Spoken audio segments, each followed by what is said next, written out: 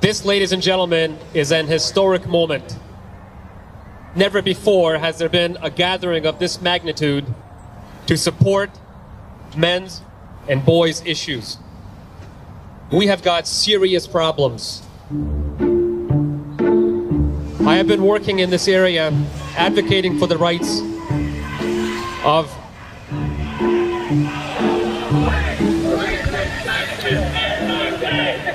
and here we go.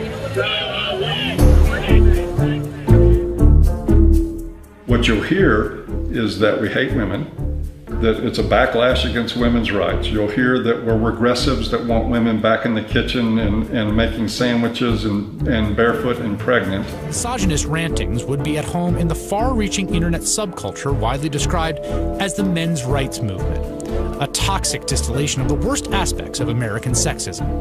It's a universe of message boards like Reddit's The Red Pill, where men get together to express their hatred towards women. You're just bitter, you're a loser, you're a whiner, you're ugly, you're undesirable, you're lazy, you're scary, you must be a racist, you must be a misogynist.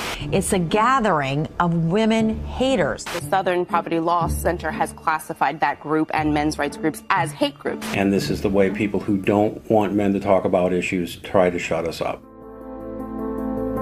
Because we've been focusing our binoculars on the issue of discrimination against women. Most of the discrimination is faced by men. The fact of the matter is men are suffering. Their wife wants to abort the child and they don't.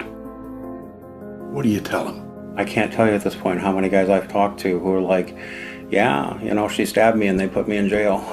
I'll never forget this. He said, if she starts hitting you again, you better get out of there fast, because if she just breaks a fingernail trying to hit you, we'll arrest you. Just say that he either raped you, sexually abused you, and we'll get you the house, you'll get the kids, and it's done quick. All she needs to do is make the accusation, and that's on your record. DNA should mean do not ask, because it's now illegal to even get a test, and if you get a test without the mother's permission, you will be criminally prosecuted. There was a 15-year-old boy, there was a 35-year-old woman, and she was able to collect child support from this boy that she raped. It's hideous. False accusations, men's health issues, homelessness, the rates and statistics that we don't hear about. 93% of workplace fatalities are men. 4 of 5 suicides are men.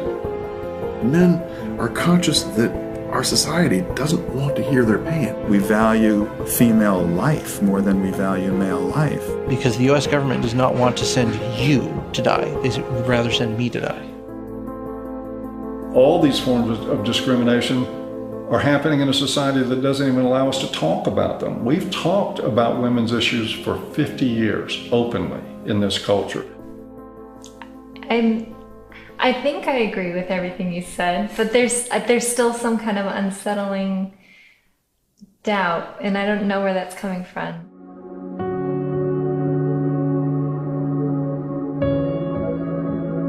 And then sometimes I think the MRAs are just duping me and giving such a strong pitch about what they believe in to convince me of something that's actually just some out there theory that men are discriminated against and women have the advantage.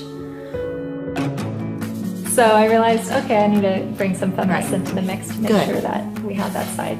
Good.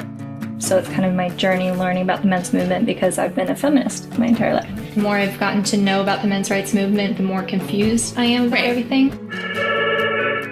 Feminist majority. Yes, women are still oppressed. Culturally, politically, socially, economically.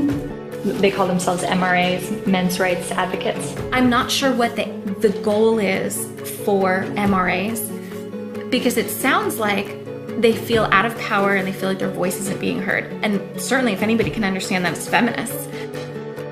White men are starting to feel misplaced because women are sharing space. I am a man, and I need feminism. Is the men's rights movement really the gender version of the white nationalist movement? I'm not against men having their rights, but, you know, in the history of everything, men have always had rights.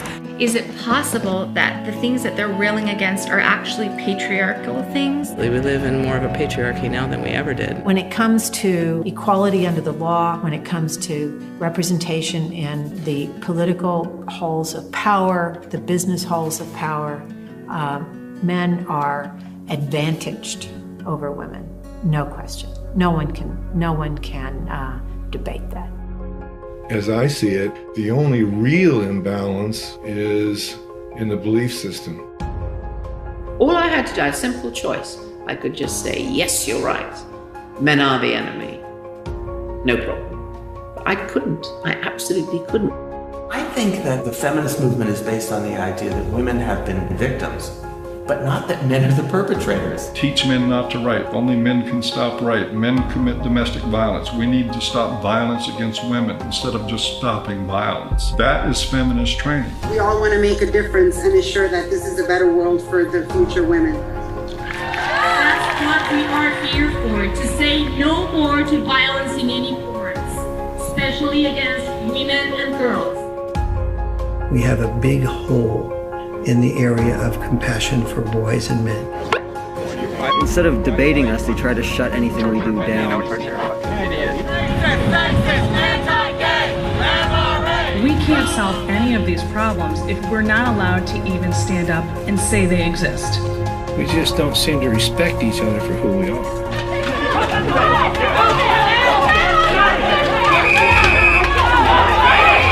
There's something sinister. There's some sinister aspect of our culture, something sick, something malignant, something horrifically destructive. This is what men's rights look like.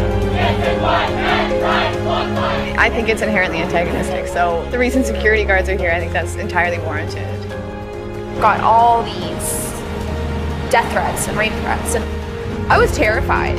We are all organizing as a single voice, a loud voice. It's time for us to quit apologizing for being for men's rights. It's time for us to quit apologizing for being men. It's commonplace and it's everywhere, and the more you start to become conscious of it, the more you realize that it's there. I don't lack sympathy for any of this. The red pill is about looking at these issues in an honest way, even when it's uncomfortable.